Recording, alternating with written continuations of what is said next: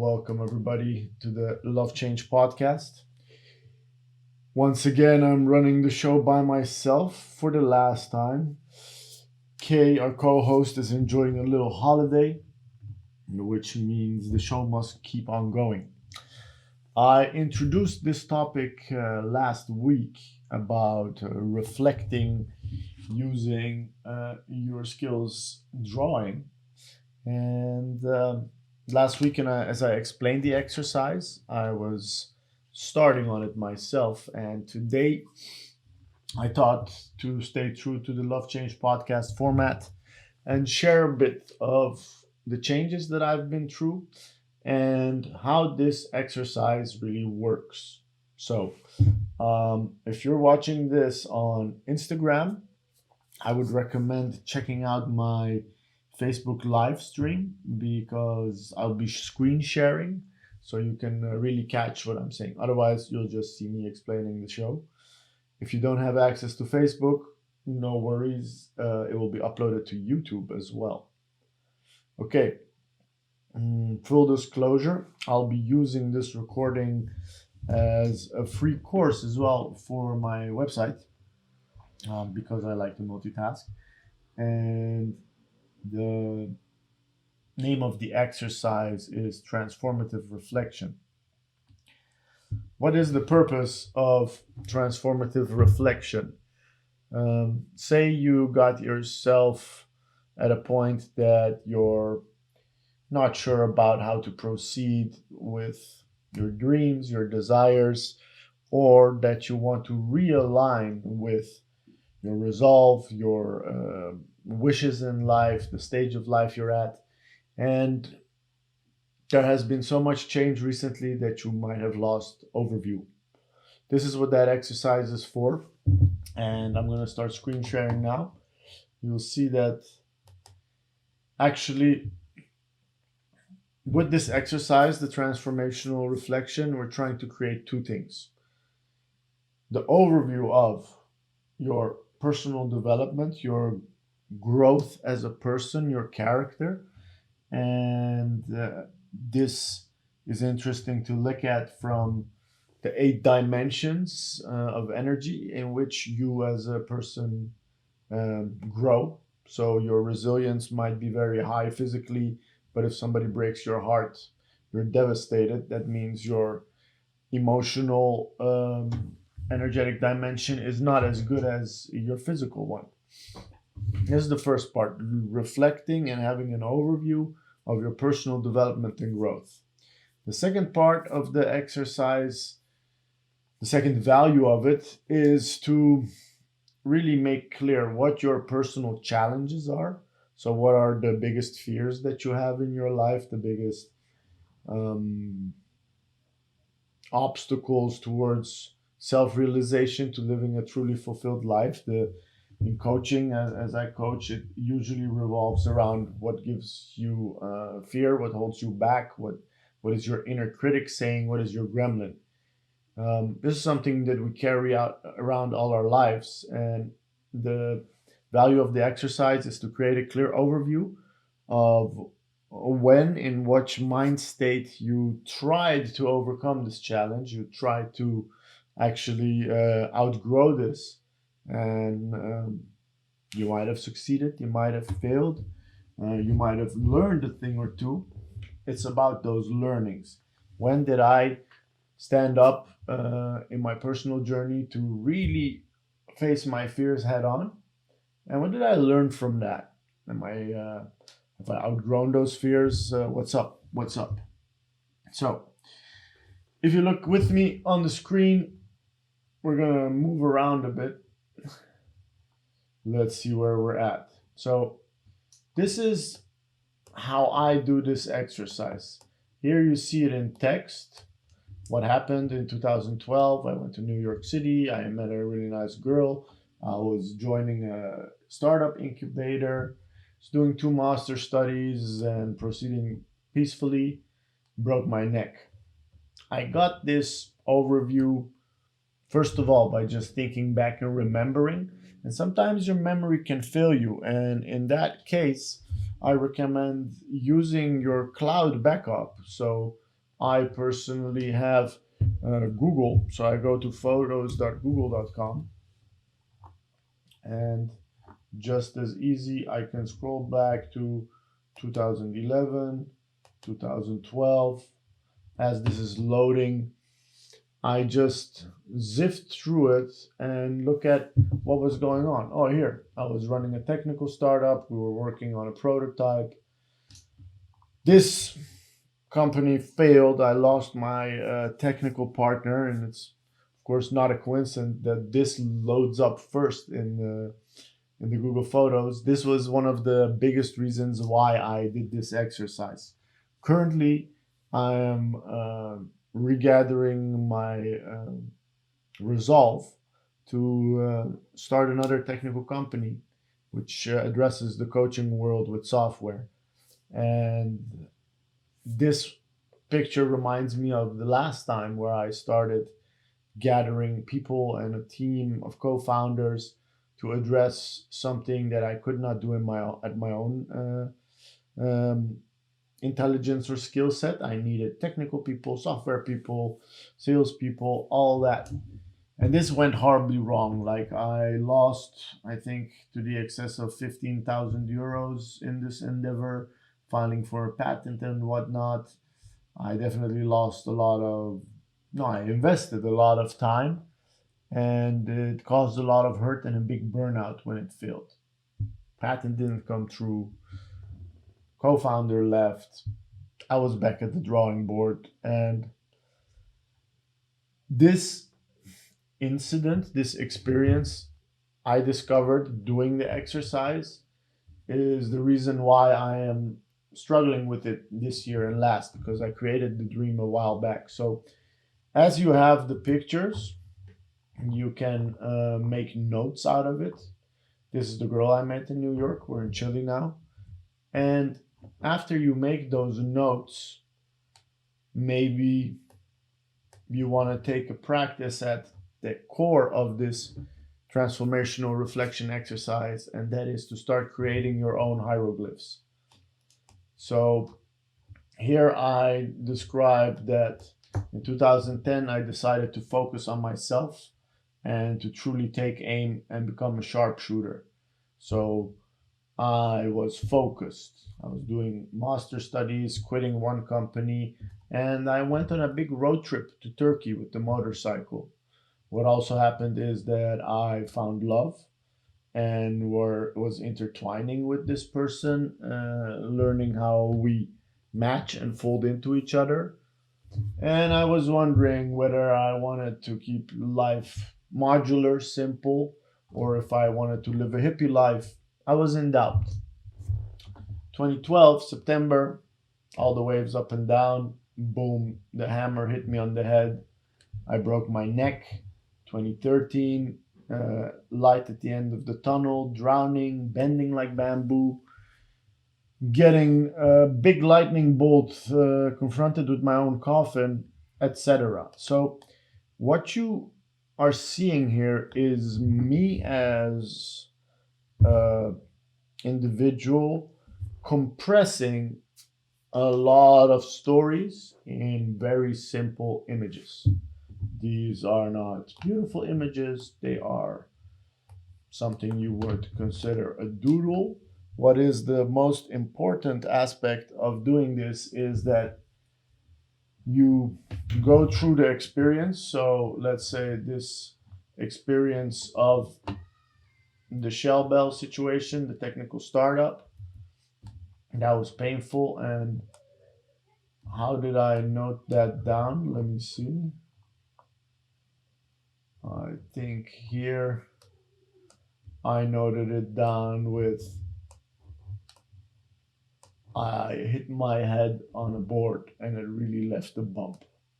So for me, I distilled that experience into wow, that was really painful. And I look at this little image and I look at the year. I'm like, I remember that. I remember all the complications. I remember all the energy. I remember the mind state, the mood, the environment, the people. It's like accessing a big part of your memory without using words. Why do you need this? This is a very important part to truly be able to reflect in a transformational way and also vision in a transformational way. Um, it's important if you have your vision or your mantra hanging somewhere around that in a glancing of an eye you access a lot of information that you correlate with. So these drawings only make sense to me, and it is paramount that you make your own. And this is something that you can spend all the time in the world on. The noting part, I would say I spent about a half an hour per year just scrolling to the pictures and just dotting down what were the big events just by words. And then maybe the drawing side of it can also take a half hour to an hour, depends on how detailed you want to make these drawings. Why are we doing all this? As you remember, the reason we're doing this exercise is to create an overview of our personal development and growth, our character, our spirit, our um, knowledge and wisdom as a human being. And we want to really get a clear overview of when did we face our challenges, when we did really go head in to face our fears, and what we did learn from those things.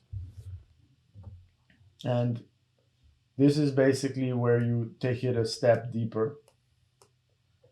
So you did the first part, you did the second part, maybe you sleep over it, maybe you go for a walk, and then you zoom in on it and you look again, because this is factually only what happened.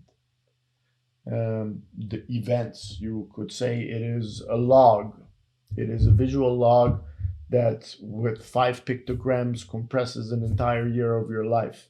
That's pretty impressive. Now you're going to reflect on it. What happened to you emotionally, physically, mentally, financially, spiritually, environmentally, socially, digitally? Was that the year you grew your porn addiction? Was that the year you went bankrupt? Was that the year that you actually had a really nice paying job and were living life to the max, not facing your fears? Were you living very comfortably but not growing? This is where the exercise get interesting, and this is where I, how do you say it, really want to emphasize how important it is that you take the time that is undistracted. So this is the first time I did this exercise just out of intuition. And here the two techniques are mixed up. So here I was making nice color drawings of the situations that I went through and what was going on, and sometimes integrating the emotional world and the the environmental world. This drawing I made about 4 years ago after I broke my leg, after I had broken my neck, and it was the first time that I was forced to a halt. This is where I developed the energetic dimensions model and laid the groundwork for the energy management compass, because I myself really, my software needed an update. I was having so many issues with getting my businesses off the ground, staying in touch with my family. My body was a complete mess. And as you can hear, this exercise is not for the faint hearted. Okay? What you're gonna do and what you're gonna experience by doing this. So, first, you write down all the things that happened. Oh, this was nice. This was fun. This was cool. This is the first glance. This is the first layer of your memory bank that's nice and safe. As you start drawing, and this is where art therapy comes in, when you're drawing, you're accessing a whole different part of your cortex, which is intertwined with your emotions. You're basically expressing yourself as you did before you had the skill to write. If you remember the drawings that you made and your parents put up on the fridge, um, that was how you communicated. You would make a little drawing of a house, and it would be your house because you can recognize the pink handle. And This is the part where colors come into play if you truly want to dive deep. And it's something I learned from a friend of mine, Dylan. We're going to go underwater now to the depth of your experiences. And by reflecting on the original drawings, so here I have 2016, 17, the I got let out, so I got unlocked. I was locked up in my apartment in West, and the elevator was broken. I finally got a new house. Ice creams and butt smashes, and shooting with an AK bursts. So this makes sense to me because this is what I look at entrepreneurship like. You're trying to take aim for a goal, you're trying to hit it. And before, I was shooting with hail, and even earlier I was just taking aim. So here you see that I keep my own visual language going. The metaphors that click with me, I reuse them. You are not owed anybody any creativity here. All you need to do is create your own visual language that clicks. And then reflecting on it, you're like, okay, all these things happened. What was going on with me underwater? How was I feeling? And this is where the exercise gets pretty tough on me this time. For me, the 2016-17 is where I did the first one, and that was mostly related to a big part of my life before my accident. And as you can see, I just spent the same amount of space drawing about 7, 8 years as I did the other 25 years. Here I'm going for a different approach because I'm taking it year by year, and I want you to experiment with what works for you. Maybe you can assign the evenings or your early mornings, whatever is a good time for you to be uninterrupted and undisturbed, and do this by yourself to truly, for instance, after I broke my leg or before I broke my leg, traveling to Dubai with my sister. Here she got super paranoid about me having a cold. Here's my wheelchair on top of a green Peugeot 206 in Iran. Very confrontational journey. Me seeing my family again. I was partying and I was doing a lot of bullshit. And I was having ups and downs, pain in all different short shapes and sizes and colors. Getting myself up walking again after I broken my neck in 2012.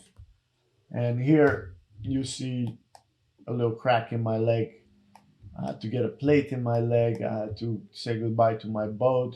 I was in a Jewish hospital, and everybody, my mom, my sister, and me got disconnected because we were reminded of the neck fracture. My leg got infected, and it was a dark summer where I slept with one eye open, and I was pretty traumatized. So, the reason why this next layer of reflecting and drawing is important is that maybe in the first step you just make an overview of all the things that occurred. Um, in this overview, you only take with the things that occurred that truly impacted your personal development, your growth as an individual. So after you've done the first thing, first session with the drawing and the notes, you really, here I did it again on paper. I noted down reflectively, here, broke my leg, I was being and feeling handicapped again, crack. And standing still, slowing down, that was the part that my eye was open. So this step that you truly take for yourself to look at how did I grow and what were my personal challenges, how did I try to overcome them, and what did I learn from them. And this continues. My family became really small, became larger. I was having questions about it. went to Curacao, rolling around, walking, getting curtains, and just reflecting for the first time. So this is the chaos of this exercise. It does not result in the very clear uh, 5 bullet points that you might like. What it results in is a lot of text and scribbles that you only get. Nobody else would understand this, but it zooms in on your personal development growth and how that is accessible to you in one overview. Because if I see this image, I know immediately all the things I went through. Here, this one I like a lot is two hearts that are broken in different ways don't really fit what's going to happen there. I remember what happened there. And this is maybe a very private way of journaling, and it looks very happy, but it contains the deepest, darkest moments of my life. Don't be afraid of the emotions that you are confronted with when you're doing this exercise. That's the whole point. Because as you go through difficult things and they really address your core, as I said, you're underwater, but you're in survival mode, so you're not allowing all those emotions to arise. Using art therapy, using the tool of actually stepping back before language and drawing opens up all those emotions again. And honestly, as I'm looking at it and talking and explaining this to you, I also get the heaviness on my chest again just by zooming in on this little heart, because this was heartbreak. It's painful. It's very formative. It was me trying to overcome my fear of vulnerability by opening up and getting to know somebody, and that completely blowing up, not only in my face, but only in her face, and two people were hurt. So, yeah, the reason why I mentioned you want to be undisturbed, you also want to prevent yourself from disturbing yourself, because these are difficult emotions, they are deep emotions, and you might want to escape from them as you did in the past because they might feel overwhelming. Make sure that you have a nice warm drink and that you, when you feel these emotions arise, you do a little centering exercise. You can download these as well on my website, and really sit with yourself, because this is healing. This is what allows you to look at your pain and not just think, I was hurt, I have suffered, but to see the value of your pain in your personal development and understand that facing your fears is not a comfortable process. And maybe in that process, you might need a coach. I've been a coach since 2017 18, and I'm really enjoying what I'm doing with people. If you want to try me out as a coach, you can find me in Amsterdam at Yagoy. I teach transformative nidra there, where you will experience a very deep, profound meditation as well. Um, I always get happy if people send me these drawings. My girlfriend did the exercise. She shared it with me. Whenever I run group courses, I share people's drawings with each other just to see that your inner critic is full of shit.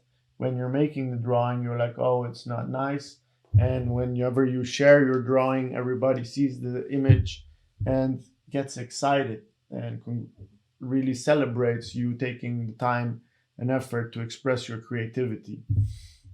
It's a fun and difficult exercise that has a lot of value for you as a person.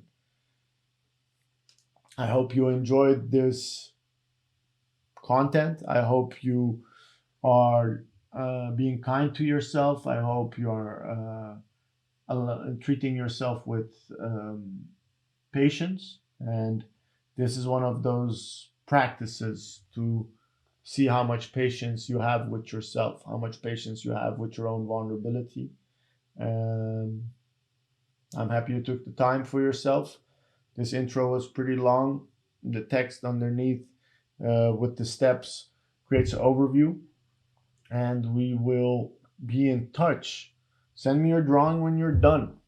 And as for the podcast, everybody who tuned in, thank you. I appreciate you. I appreciate your support. Me and Kay, appreciate all the likes and subscriptions we get. And we really are humbled by people who react to our content and share their personal experiences with us. Thank you for being supportive. Thank you for loving change. And we'll see you on the next week with the both of us. Love change out.